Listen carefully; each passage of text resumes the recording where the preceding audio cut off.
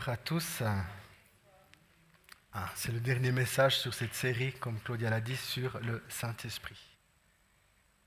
Cette parole de Jésus dans le livre de Actes 1, verset 8, si je ne me trompe pas, où tout d'un coup Jésus il dit à ses disciples, attendez le Saint-Esprit. Ne bougez pas, attendez. Et comme je l'ai dit déjà dans les 3 précédents, mais je le répète ce soir, le verbe « attendez » est au présent.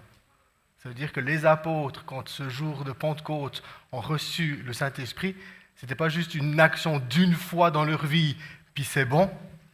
Non, ils étaient comme tous les jours dans l'attente de l'Esprit de Dieu, dans l'attente d'être tout le temps remplis de l'Esprit de Dieu dans sa vie. Amen.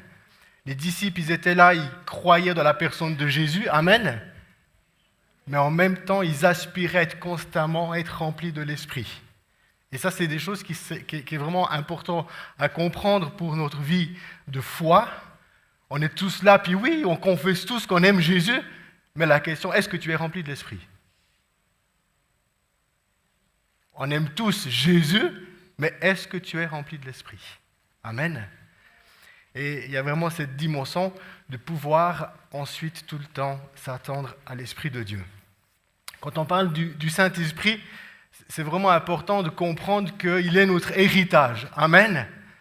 Et des fois, dans l'Église, je fais l'Église avec un grand E du milieu évangélique, dans le sens que voilà, j'étais dans une famille chrétienne. Amen. Et suite à ça, depuis tout petit, j'étais dans l'école du dimanche et tout. Et j'ai jamais fait de pause avec l'église dans ma vie. Je suis toujours resté. Les dimanches, on va à l'église, c'est quelque chose qui est inscrit en moi. Mais des fois, je me suis dit, on a beaucoup insisté, amen, et je ne dis pas que c'est faux, mais sur la question de t'es pécheur et tu dois être pardonné. Puis c'est comme si dans l'église, on s'est arrêté à ça. On a oublié de dire à l'église, hey, il faut que tu reçoives l'Esprit. Et il faut que tu sois rempli de l'Esprit. Amen. Et puis que la dimension dans la vie chrétienne de pouvoir recevoir l'Esprit, c'est quelque chose de vraiment important. On voit dans Éphésiens 1, le verset 14, il dit « L'Esprit Saint nous garantit l'héritage que Dieu a en réserve à son peuple. Il nous assure que nous la posséderons quand notre délivrance sera complète. » Amen. Du coup, l'Esprit Saint qu'on reçoit, c'est comme notre garantie, amen, qu'on va recevoir une vraie, définitive délivrance. Amen, un jour. Quand Jésus va revenir, il dit même un passage de l'apôtre Paul que l'Esprit Saint qu'on a, c'est comme les prémices de ce qui nous attend au ciel. Amen. On a reçu déjà une visitation de l'Esprit de Dieu, c'était déjà tellement puissant d'être complètement visité par son amour, mais un jour,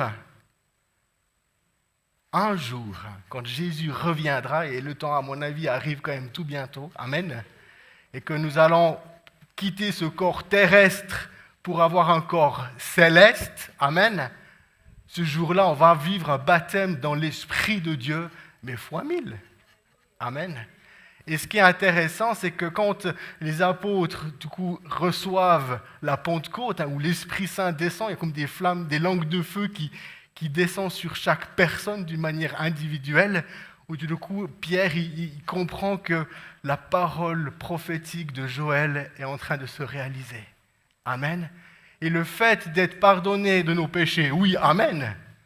Mais le but de Dieu, c'est pas que tu sois juste pardonné, mais c'est que tu sois complètement imbibé, imprégné, habité du Saint-Esprit. Et ça, je crois que c'est vraiment important qu'on puisse saisir cette vérité, de pouvoir dire, ah non, mais le but ultime de Dieu, c'est que l'homme habite avec Dieu. Amen. Alléluia. Et c'est là qu'était glorieux, où Jean-Baptiste, qui est en train de baptiser des gens dans le Jourdain, du coup, il voit Jésus arriver, puis il dit, waouh, il voit Jésus, puis il dit, voici l'agneau de Dieu qui ôte le péché du monde. Ensuite, il baptise Jésus. Au moment où Jésus ressort de l'eau, il est dit que du coup, il voit l'Esprit de Dieu dans une forme de la colombe arriver sur Jésus. Et là, il y a la volonté même de Dieu. L'homme habiter du Saint-Esprit. Amen. Et ce que ce que Jean-Baptiste a vu en ce moment-là, eh bien, c'est la première fois dans l'humanité qu'un homme était habité de l'Esprit de Dieu comme le Christ. Amen. Et Jésus, dans son accomplissement, il fallait qu'il règle cette question du péché, et dans cet accomplissement, eh bien, il est monté au ciel, mais avant de monter au ciel, il a dit à ses disciples, attendez, l'Esprit de Dieu, l'Esprit qui était en moi, je vais monter au ciel et il va arriver sur vous. L'Esprit de Dieu qui habitait dans la personne du Christ, amen, va venir dans ta vie. Est-ce que des fois on arrive à comprendre le Saint-Esprit qui est en toi, c'était le même qui était dans la personne du Christ? Non, mais des fois, Seigneur, ouvre notre intelligence pour qu'on puisse comprendre cette vérité.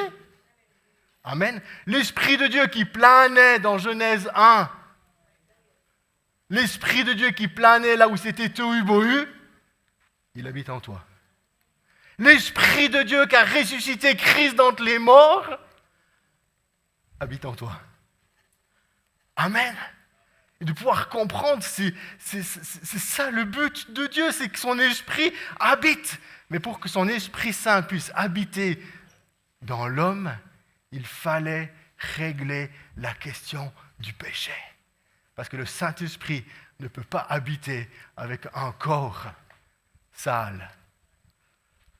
Quand Claudia a prêché sur les points d'ancrage, elle a bien insisté que Dieu ne peut pas cohabiter avec le démon.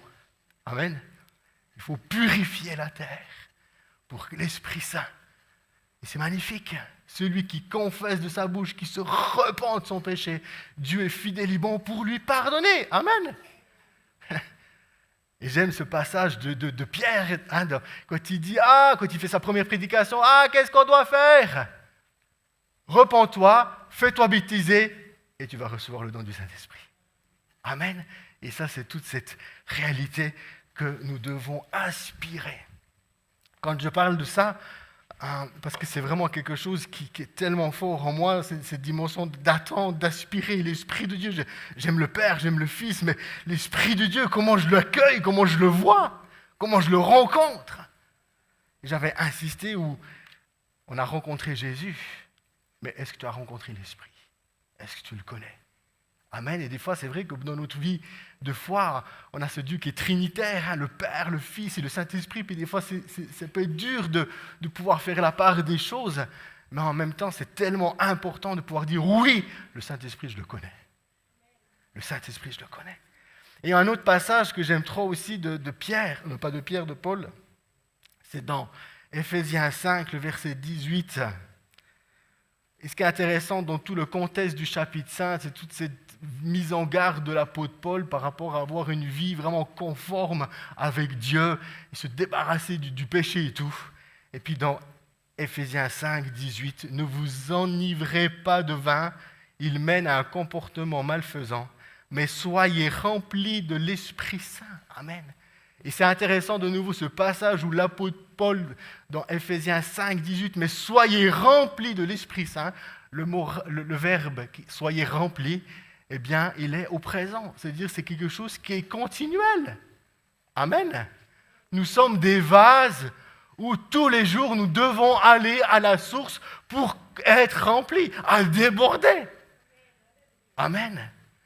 Et l'apôtre Paul vient, il insiste, il dit, « Hey, si tu veux vivre une vie conforme à Dieu, tu as besoin de tous les jours d'aller à la source pour être rempli. » Et pour pouvoir aller à la source, d'être rempli tous les jours, c'est se lever le matin et passer un temps dans la prière. Prier, rechercher Dieu, simplement dire, « Ok Seigneur, je te remets ma journée aujourd'hui, remplis-moi. » Il faut être intentionnel pour pouvoir être rempli. Il faut être intentionnel, ça ne vient pas comme ça.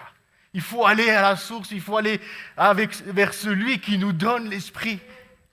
Et d'aller vers lui et de dire, « Oh, remplis-moi aujourd'hui. » Parce que nous n'arriverons pas à surmonter et à vivre comme Dieu nous demande de vivre sans le Saint-Esprit. Parce que l'apôtre enfin l'apôtre, le grand apôtre Jésus, il a dit à ses disciples dans Acte 1, vous recevrez une puissance, ok, et vous serez mes témoins. Sans cette puissance, il est impossible d'être le témoin de Jésus. Et c'est ça qui est important, de pouvoir l'accueillir et le prendre. Amen.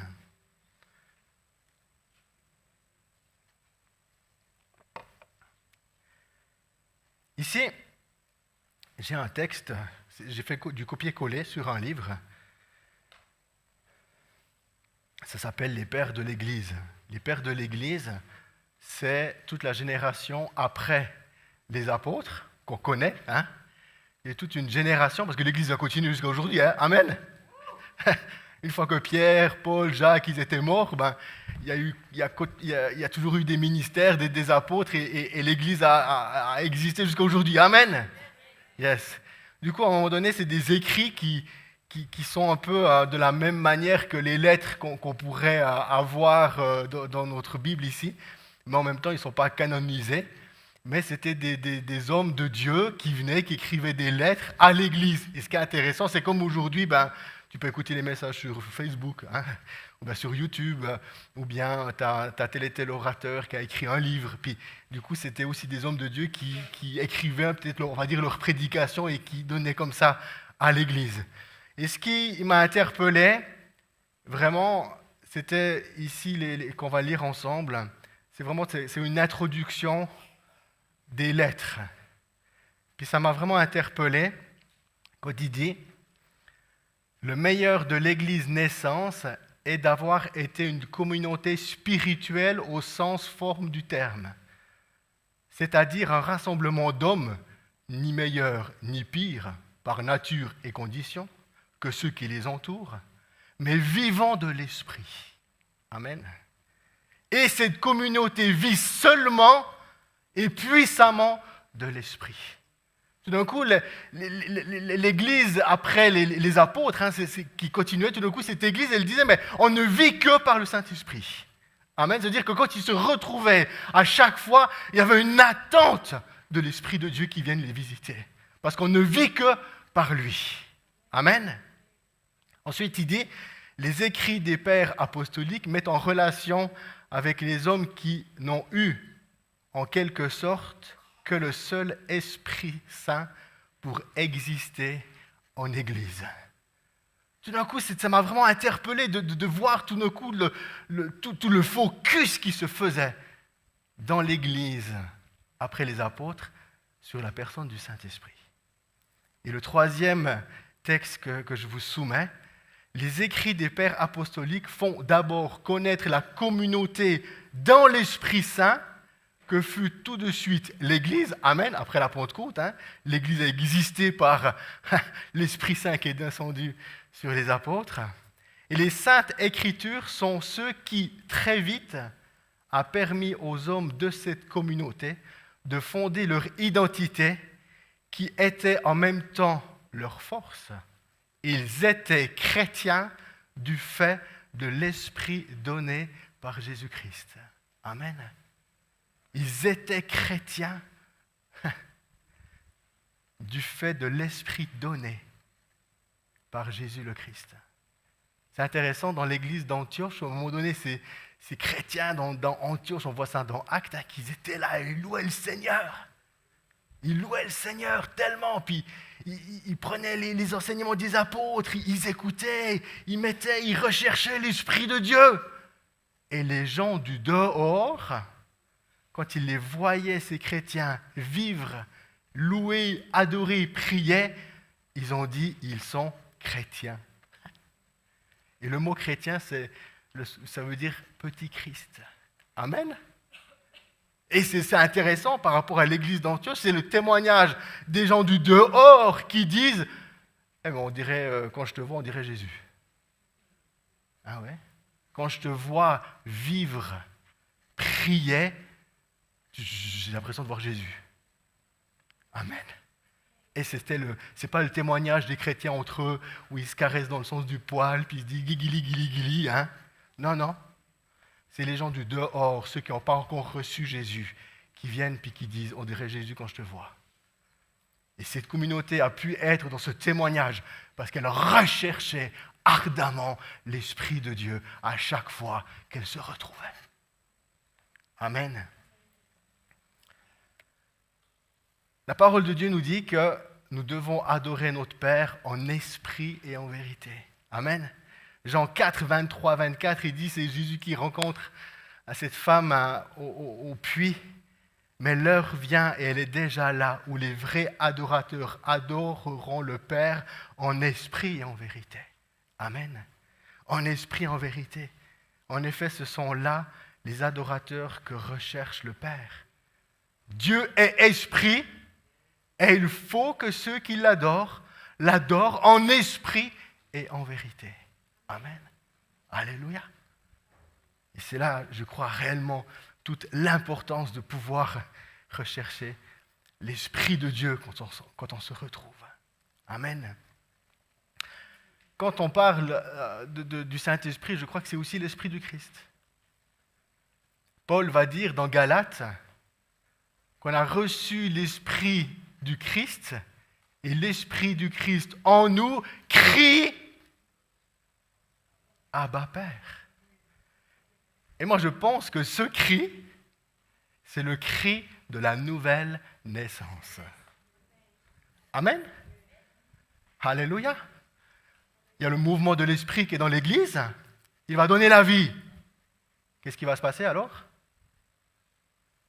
On est dans l'Église. Il y a des gens de l'extérieur qui vont venir parce qu'ils se disent, attends, moi je reconnais dans ta vie qu'il y a quelque chose que je n'ai pas. Dis-moi où tu viens, où tu vas dimanche soir, parce que je veux venir avec toi. Alors ces gens, ils vont arriver. Amen. Parce qu'ils voient, ils vont reconnaître qu'il y a quelque chose de différent dans ta vie. Ils vont venir dans l'église et l'Esprit de Dieu est là au milieu et il va donner la vie. Du coup, ces gens, ils vont se convertir, ils vont se repentir, ils vont recevoir l'Esprit de Dieu. Et qu'est-ce qui va se passer? Ben, ça va crier. Ça va crier. Père! Père! Père! Il y aura une expression physique, vocale, où il y aura du bruit. Alléluia! Du coup, quand ça va arriver, Église, il ne faut pas que tu sois surpris ou surprise. Il ne faut pas être surpris. Parce que moi, il me semble que c'est beaucoup trop calme. Alors, on ne doit pas rentrer dans des choses bizarres, c'est pas ça que je suis en train de dire. Moi, ce soir, j'ai été touché parce que du coup, j'ai dû aller derrière avec mon ordinateur, un petit souci. Et puis, tout d'un coup, je sentais toute l'église qui louait Dieu. J'ai senti l'église qui louait Dieu et qui adorait. Et ça a réellement réjoui mon cœur de pasteur de voir comment l'église louait Dieu ce soir. Mais avec tout ça, je trouve quand même que c'est un petit peu trop calme. Quand François il a accompagné Anatolie chez Anaclet, à Bâle, il m'a dit, François, oh la louange là, hein? Ah ouais, avec nos frères et sœurs africains. Hein? Des fois, on doit un peu s'imprégner de eux. Tu sais, que ça doit un peu nous libérer dans nos corps. Tu sais? Oser exprimer la louange avec nos cœurs. Non, moi je prie Jésus avec mon cœur. Mais c'est ça qui est intéressant de comprendre le mouvement de l'esprit quand il vient dans l'église. Eh bien, tout d'un coup, il y a du bruit. Tout d'un coup, il se passe des choses parce qu'il y a la vie. Moi, je me souviens, parce que j'étais présent aux 2 accouchements de mes filles, de nos filles. J'étais là, de ma femme. Ouais, l'accouchement de ma femme. Quand mes filles sont nées, j'étais là. Eh bien, Marie, c'était pas tout repos. Puis j'ai pas eu le temps de couper le cordon ombilical, ils m'ont pas laissé le faire. C'était un petit peu compliqué. Puis quand elle est sortie, elle criait pas. Mais je te dis que c'était électrique dans la salle. Hein. Et quand c'est tout apaisé, c'est quand on a entendu son cri. Ah, la sage-femme, tous les médecins qui étaient là, ça crie. C'est rigolo, à un stage là, on est ça crie. Puis après, plus tard, tu dis, mais taisez-vous! Arrêtez de vous chamailler!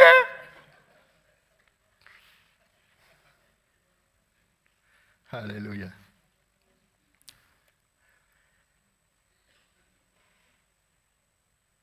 Ici, j'ai un mot, pneumatikos, en grec, et qui est traduit par expérience spirituelle ou bien spirituelle. Dans toute l'épître aux Corinthiens, il est utilisé vraiment beaucoup de fois. Puis j'ai juste pris 4 versets par rapport à ça. Le premier, 1 Corinthiens 12, 1, j'ai fait une traduction littérale. Ok ? Et il dit, Paul, au sujet des expériences spirituelles, frères, je ne veux pas que vous soyez dans l'ignorance.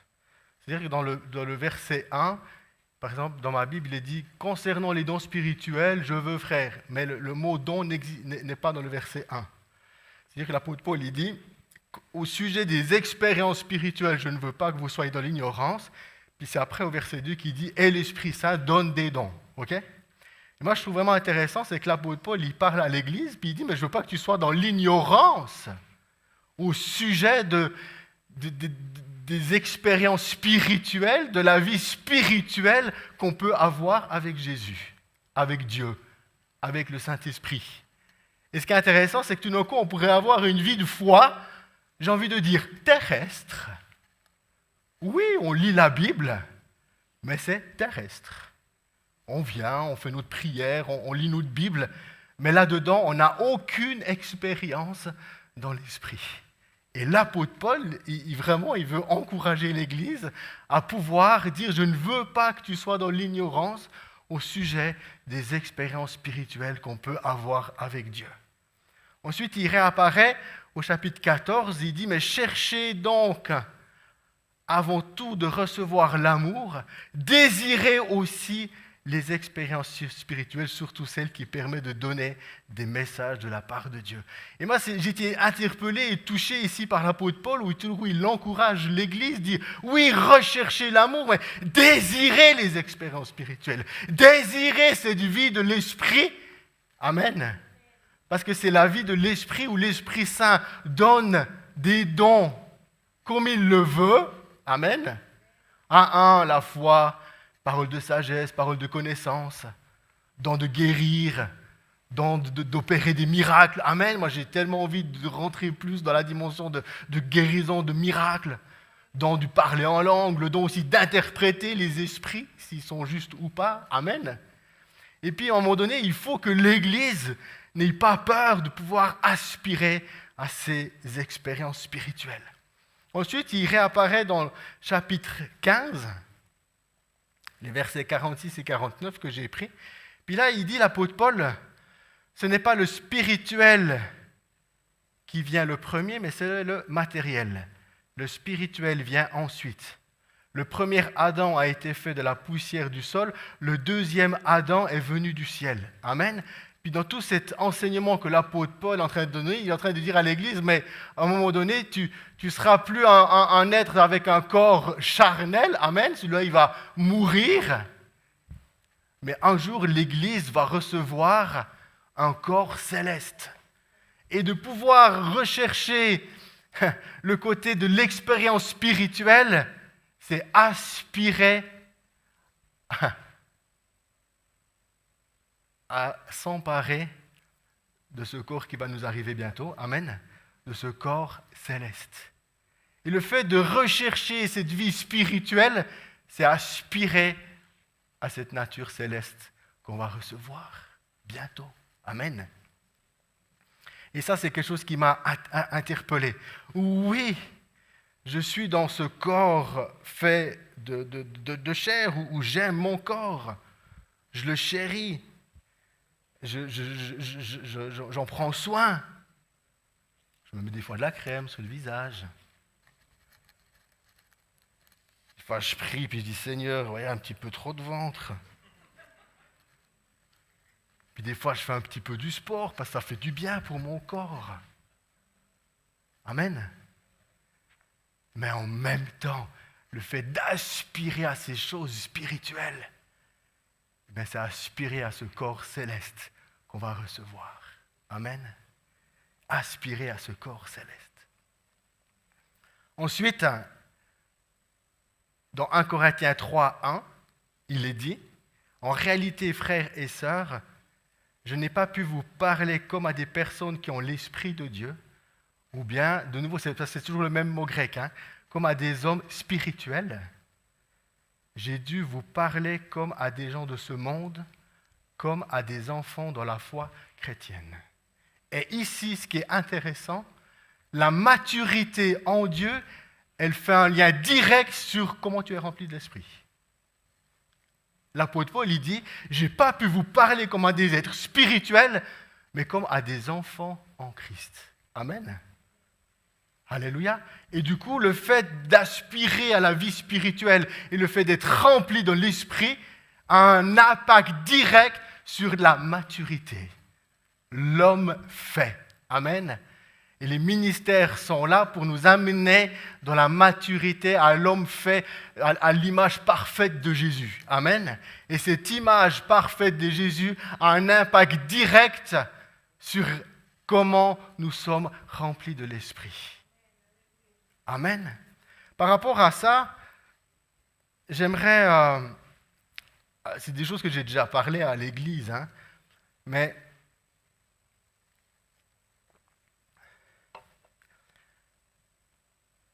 J'aimerais faire une brèche ce soir dans l'Église, que l'Église puisse aspirer à vivre des expériences spirituelles sans tomber dans la peur. Parce qu'il y a beaucoup la peur de la déviance spirituelle. J'ai partagé dans mes 3 autres messages que le mouvement de l'Esprit, il nous amène toujours vers Jésus. Ok ? Et de ne pas avoir peur des expériences spirituelles. Et un jour, j'avais déjà partagé ça à l'église, peut-être tu as oublié, puis du coup, ce soir, je vais te le rappeler. Un jour, j'étais ici dans l'église, et puis j'ai vécu une expérience spirituelle où j'ai vécu une communion avec Abraham. J'ai parlé avec lui. C'est des choses que j'ai déjà partagées ici à l'église. Dans ma tête, j'ai l'impression d'avoir parlé pendant 3 heures de temps avec lui, mais la vérité, c'est que ça a duré 3 secondes. Parce que dans l'expérience spirituelle, tout d'un coup, j'ai été comme transporté vraiment comme dans le royaume de Dieu, là où la montre n'existe plus. Là où tout d'un coup, j'ai mis un pied et j'ai goûté déjà à l'état de l'éternité, où tout d'un coup, j'avais le temps, puis dans ma tête, j'avais l'impression d'avoir discuté 3 heures avec Abraham, et puis après, non, c'était en fait 3 secondes. Mais par rapport à ça, cette expérience que je n'ai pas recherchée, c'est arrivé à mon insu. C'est déjà. J'étais en train de nettoyer dans l'église. J'étais derrière, là où il y a François. Et puis d'un coup, bam, c'est arrivé. Mais dans cette expérience, que j'ai trouvée incroyable, ça m'a tellement rapproché de Jésus et enraciné dans ma foi. Du coup, je n'ai pas eu peur de cette expérience. Je me dis, attends, David, qu'est-ce qui s'est passé là? Attention, là. Mais mon cœur, après cette expérience, je suis tombé plus amoureux de Jésus. Amen. Puis par rapport à cette expérience, j'ai fait exprès de le partager à l'Église parce que j'aspire que l'Église puisse vivre des choses comme ça. Mais j'ai aussi fait exprès de le partager à d'autres. Vraiment d'une manière volontaire. Et puis, je l'ai partagé à des pasteurs. Puis les pasteurs m'ont dit, un pasteur m'a dit, je ne comprends pas ce que tu me dis. Je dis ok. Mais vu que moi je suis pasteur, il m'a laissé libre. Je dis David il fait son truc, il est dans cette église-là, moi je suis là, tout va bien. Mais si j'étais un membre de l'église, je n'aurais pas pu partager ce que j'aurais vécu. On m'aurait lié la bouche. On m'aurait enfermé, on m'aurait dit non, David, ça c'est anti-biblique. Et puis dans le sens qu'à un moment donné, c'est ça que je réalise, il nous faut connaître l'Esprit de Dieu puis pas avoir peur des expériences spirituelles. Parce que les expériences spirituelles vont te fortifier dans la foi. Les expériences spirituelles vont comme sceller ton cœur avec le cœur de Jésus. Si après l'expérience spirituelle, tu aimes plus Jésus, amen. Si après l'expérience spirituelle, tu lis plus la Bible qu'avant, amen. Si après l'expérience spirituelle, tu es là tous les dimanches, amen. Amen. Les expériences spirituelles nous enracinent et nous scellent avec le Christ. Un jour, j'ai vécu une autre expérience spirituelle, l'expérience de la guérison. Amen. J'ai été guéri d'une blessure du cœur, mais qui me faisait vraiment mal. Mais vraiment mal. Et dans cette expérience et dans cette guérison de cœur, j'étais là, ah, alléluia. Et une semaine après cette expérience, le ciel m'est littéralement tombé sur la tête. Il m'arrivait un malheur, mais de fou. J'ai rien compris ce qui m'arrivait. Pendant le ciel, au moment où il est tombé sur ma tête, j'arrivais plus à lire ma Bible. J'arrivais plus à prier. Je me suis même posé la question si Dieu, il m'aimait vraiment. Tellement que c'était violent. Mais vu que je venais de vivre une expérience spirituelle qui était la guérison, dans mon cerveau, je me suis dit, Dieu, il ne m'aurait pas guéri s'il ne m'aimait pas. Alors j'ai conclu que vu qu'il venait de me guérir, que Dieu m'aimait. Pendant une semaine, je ne pouvais plus lire ma Bible. J'arrivais pas. Elle était comme, mais indigeste, j'arrivais pas. Mais je me suis accroché pendant une semaine sur l'expérience que je venais de vivre avec Dieu. Puis je me suis dit, non, c'est bon, il m'aime. Il m'aime. Non, c'est bon, il m'aime. Et j'ai attendu, ça a duré une semaine. Pendant une semaine, du coup, la tempête s'est calmée. Les choses après sont redevenues normales. Et puis j'ai pu continuer de prier, de lire ma Bible et de louer le Seigneur. Mais si je n'avais pas eu cette expérience spirituelle de la guérison, eh bien ma foi en Dieu, de croire que Dieu, il m'aimait, ben je ne sais pas si aujourd'hui je serais là. Je ne sais pas si aujourd'hui je serais là. Et j'aimerais vraiment ce soir pouvoir ramener comme cette liberté à l'Église de pouvoir aspirer aux expériences spirituelles. Amen. Parce que ça fait du bien à la foi. Pourquoi il est important d'être rempli de l'Esprit? Ici, il y a 1, 2, 3, 4, 5 passages que j'ai pris dans le livre d'Actes. Et c'est toujours le même verbe qui dit être rempli. Puis ce qui est intéressant, le fait d'être rempli ici, dans 2, 4, ils furent tous remplis de l'Esprit Saint et ils se mirent à parler en d'autres langues selon ce que l'Esprit leur donnait d'exprimer. Et suite à cette visitation de l'Esprit, Pierre, qu'est-ce qu'il fait? Il se lève, celui qui avait renié Jésus avant. Hein, celui qui avait renié Jésus là, tu te souviens? Puis que le quoi qu'il avait chanté. Puis il a dit, ah mince. Et puis il se lève, 3000 conversions. Amen. L'impact juste après. Ensuite, ce qui est intéressant, dans Acte 4:8, c'est de nouveau le même mot.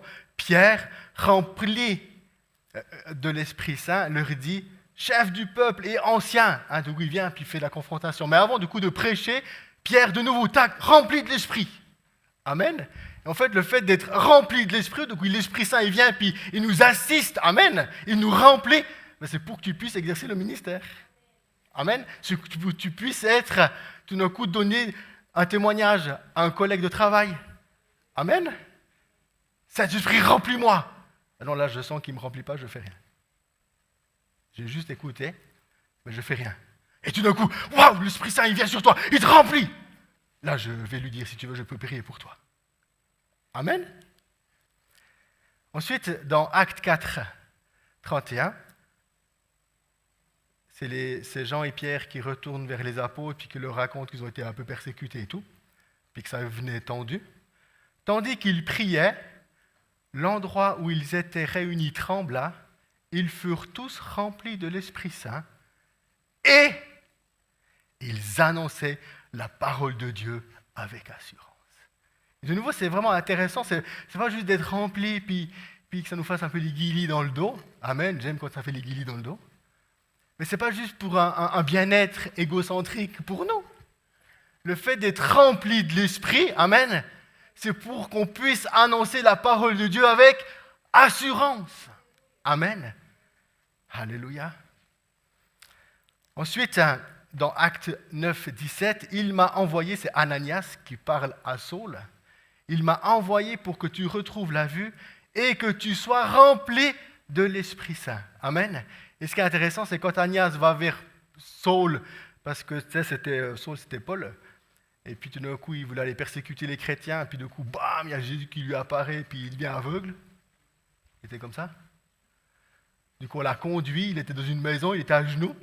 Puis du coup le Saint-Esprit dit à Ananias, et Ananias va imposer les mains à Saul. C'est le Saul là qui persécute l'église? Ouais, mais c'est bon, il ne persécute plus là. Parce que mon amour l'a saisi. Amen. Alors du coup, Ananias, il va vers Saul, il lui impose les mains. Et ce qui est important de comprendre dans l'action que Paul est en train de vivre, au moment où tout d'un coup il reçoit l'imposition des mains et il reçoit l'Esprit Saint, c'est exactement le même Saint-Esprit et la même expérience que les apôtres ont vécu dans Actes 2, 4. Amen. C'est-à-dire aujourd'hui, l'Église qui vit l'Esprit Saint qui nous remplit, qui te remplit, c'est exactement la même expérience que Pierre, Jean, Jacques, les 12 apôtres, disciples avec les femmes aussi. Amen. Marie de Magdala, Marie la mère de Jésus, tous ces gens, tout d'un coup l'Esprit Saint les a visités. Ça continue. Amen. Ça continue. Et du coup, l'expérience que Paul fait de l'Esprit Saint, et j'aimerais le dire, l'expérience que Paul fait, oui, il fait une expérience du Saint-Esprit. Il fait une expérience du Saint-Esprit. Amen. Et l'expérience que le Saint-Esprit se manifeste dans la vie de Paul, les 2/3 du Nouveau Testament, les 2/3 du Nouveau Testament est écrit de lui. Amen. À cause de cette expérience. Il faut arrêter de lire juste la Bible juste avec Jésus. Il faut inclure le Saint-Esprit. Et c'est l'Église remplie du Saint-Esprit qui fera la différence dans ce monde. Quand l'Église a peur des expériences spirituelles, elle va à sa perte. Quand l'Église a la peur du Saint-Esprit puis des expériences spirituelles, elle va à sa perte. Il faut qu'on puisse se réconcilier, il faut qu'on puisse se réconcilier réellement avec l'Esprit de Dieu.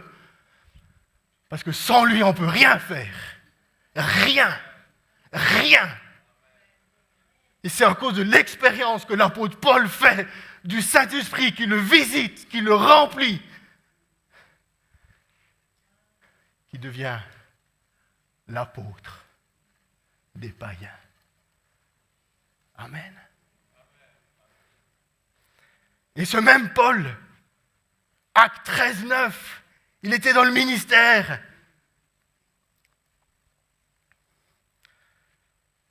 Il y a quelqu'un qui l'embêtait. Et le texte nous dit, alors Saul, appelé aussi Paul, rempli de l'Esprit Saint, fixa son regard sur lui. Il dit, maintenant t'arrêtes. Et il chasse le démon qui est dans la vie de la personne. Mais s'il a pu faire ça, c'est parce qu'il a été rempli du Saint-Esprit. Et l'apôtre Paul va dire à Éphèse, chapitre 5, verset 18, « Ne vous soyez pas enivrés de vin, c'est de la débauche, mais soyez au contraire remplis du Saint-Esprit. » Et je vous rappelle que le verbe « soyez remplis » est au présent. C'est quelque chose qui est continuel, tout le temps. Amen. Il faut que nous puissions servir dans le débordement. Parce qu'il y a un autre passage qui dit, mais je n'ai pas la référence par cœur, que le Saint-Esprit, quand il nous est donné, il dit qu'il n'a pas mesuré la mesure qu'il a donnée. Amen. Il a donné jusqu'à ce que tu débordes. Il n'a pas calculé la dépense. Il n'a pas dit, oh non, bon, Cédric, il a de la chance parce qu'il est grand, du coup, il a beaucoup du Saint-Esprit, lui. Moi, je suis un peu plus petit, j'ai un peu moins. Mais non! Quand il vient à les mesures, il faut qu'on déborde. Puis c'est le débordement de l'Esprit Saint qui tombe sur l'autre. Amen. Qui va le visiter et le toucher. Pour moi, ça, c'est quelque chose de tellement d'important. Ensuite, ce que j'aimerais dire encore, en vitesse, si tu prends Actes 5, 17, 13, 45, 19, 29, soit tu es rempli du Saint-Esprit, soit tu es rempli de jalousie, soit tu es rempli de colère, soit tu es rempli de confusion. Amen. Tu ne peux pas être rempli de l'Esprit et en même temps être jaloux. Tu ne peux pas être rempli de l'Esprit et en même temps être de la colère. Si maintenant, dans la vie de tous les jours, bien sûr que c'est des choses des fois même pour nous, on ne le dit pas à nous-mêmes, mais des fois on peut lutter avec la jalousie. On peut lutter avec la jalousie. J'aimerais la maison qu'il a, j'aimerais la voiture qu'il a, j'aimerais la vie qu'il a. On jalouse. Mais si on lutte avec cette jalousie, si on est jaloux, on n'est pas rempli de l'esprit. Et moi, je crois qu'ici, il y a quelque chose où, à un moment donné, il faut qu'on soit vrai devant Dieu. Puis si tout d'un coup, je lutte avec la jalousie, « Ah, Seigneur, non !» On devrait presque pleurer sur son péché. Je suis jaloux. Quand je vois telle et telle chose qui se passe tout d'un coup dans mon cœur, « Ah !» Puis on est jaloux. Ben, la jalousie, s'il y a la jalousie dans le cœur, il n'y a pas de Saint-Esprit. Amen. Et ça, c'est vraiment quelque chose de vraiment être important. Amen. Et mon dernier slide. J'ai encore 1 minute. Parfait. Le fait du débordement, il y a 3 passages dans le livre de Actes qui nous montrent que quand tout d'un coup les chrétiens sont remplis de l'esprit, qu'est-ce qui se passe? Le premier, c'est Acte 2, que j'ai parlé, où tout d'un coup ils furent remplis de l'esprit et ils parlaient en nouvelle langue. Et les gens qui venaient d'autres régions, tout d'un coup, les entendaient même parler dans leur langue maternelle. Et puis ici, de nouveau, Actes 10, 45, 46, les croyants d'origine juive qui étaient venus avec Pierre furent stupéfaits de constater que l'Esprit Saint donné par Dieu se répandait aussi sur ceux qui ne sont pas juifs. En effet, ils les entendaient parler en langue inconnue et louer la grandeur de Dieu. Amen. De nouveau, dans l'Église, où tout d'un coup, il y a l'Esprit de Dieu qui vient, puis cet Esprit baptise mon frère, ma sœur maintenant. Mais tout d'un coup, il y a quelque chose de vivant qui se manifeste. Il y a une expression, il y a la dimension du parler en langue. Et tout d'un coup, les gens, ils louent le Seigneur parce qu'il est grand. Amen. Et puis, quand ils ont commencé à faire, le groupe de louange n'était pas là. Amen. Tout d'un coup, ça se fait tout seul. Et l'autre passage, c'est dans Actes 19, 6. C'est Paul qui est avec des croyants d'Éphèse. Et puis, il leur dit, « Oh non, on a été baptisés du baptême de Jean, mais non, on n'a même pas entendu qu'il y avait un Saint-Esprit. » Et puis, Paul, il dit, Paul posa les mains sur eux et l'Esprit Saint leur fut accordé. Amen. Ils se mirent à parler en langue inconnue et à donner des messages de la part de Dieu. Amen. Et tout d'un coup, on voit qu'il y a quand même ces 3 passages de Actes 2, Acte 10 et Acte 19, où chaque fois où l'Esprit Saint est donné, puis que les croyants sont remplis, il y a une dimension où les gens ils parlent en langue, amen, et tout d'un coup ils adorent Dieu, ou bien ils donnent des messages, ils commencent à prophétiser, amen. Et ça, c'est des actions qu'on peut voir. Et une des choses, je terminerai sur ça, sur la question du parler en langue dans l'Église. Moi, je suis vraiment prêt d'aller de l'avant, de prendre les Écritures, de pouvoir vraiment vivre selon les Écritures et tout. Mais un principe que j'ai, puis que je garderai ardemment dans l'Église, après on peut interpréter les Écritures comme on veut, mais une chose que je veux, c'est qu'on puisse prier en langue dans la liberté au gospel. Ça, c'est un truc, alors je vais mordre sur celui qui s'oppose à moi. Je veux que dans l'Église, on puisse avoir la liberté de prier en langue. Amen. Pourquoi? Parce qu'une chose que je sais, ça fait 15 ans que je suis dans le ministère, si dans l'Église, on ne prie pas en langue, une chose qui est sûre, c'est qu'à la maison, tu ne vas non plus pas prier en langue. Si dans l'Église, on n'exprime pas ce don, eh bien, à la maison chez toi, tu ne vas non plus pas l'exprimer. Et comme je veux qu'à la maison, tu puisses l'exprimer, ce don, eh bien, je veux que dans l'église ici, on puisse l'exprimer librement. Amen. Amen. Et un jour, Nancy, un jour me dit qu'elle priait avec ses enfants à la maison. Puis d'un coup, elle prie en langue. Et son fils lui dit, c'est un peu le souvenir que j'ai, je ne sais plus exactement comment c'était, mais tout d'un coup, son fils lui dit, ah ouais, tu pries comme David à l'église. Puis du coup, c'était tellement fou, parce que du coup, elle fait quelque chose à la maison, puis son fils, il dit, ah ouais, tu pries comme David à l'église. Ok. Puis ses enfants, bam, ils rentrent dans la présence de Dieu. Amen. Et quand j'ai entendu ce témoignage de Nancy, j'étais là, yes, c'est ça que je veux. C'est que les parents puissent prier en langue avec leurs enfants à la maison. Amen. Alléluia, ça c'est le Saint-Esprit qui me dit, David, tais-toi, c'est l'heure. Il est 19h33, j'aimerais vous inviter à vous lever. J'aimerais vous inviter à vous lever et j'aimerais prier pour l'assemblée. Amen. J'aimerais prier pour vous. Étends tes mains, comme pour dire, oh Seigneur, Saint-Esprit, remplis-moi encore ce soir. Déjà que tu nous as rempli à la louange, mais encore qu'on puisse déborder, Seigneur, afin qu'on puisse être tes témoins dans cette nouvelle semaine qui s'annonce devant nous.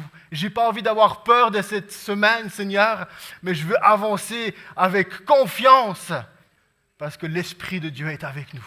La puissance de Dieu habite en nous. Alléluia, gloire à toi. Eh bien, Seigneur, on est là. Et on te dit, merci Jésus, parce qu'à la croix, tu as tout accompli. Tu as réglé le péché dans ma vie. Tu as réglé le péché dans la vie de mes frères et sœurs. Tu as réglé le péché dans la vie de l'Église. Merci Seigneur, parce que par ton sang, nous sommes lavés, purifiés. Par ton sang, Seigneur, nous sommes justifiés. À toi soit toute la gloire. Et Seigneur, ce soir, nous voulons nous emparer. Nous voulons prendre le Saint-Esprit que tu nous donnes. Je crois, Seigneur, que tu le donnes encore aujourd'hui à l'Église, parce que tu le dis dans ta parole, que tu nous donnes ton esprit. Tous les jours, il est un fleuve qui coule et qui ne se tarit jamais.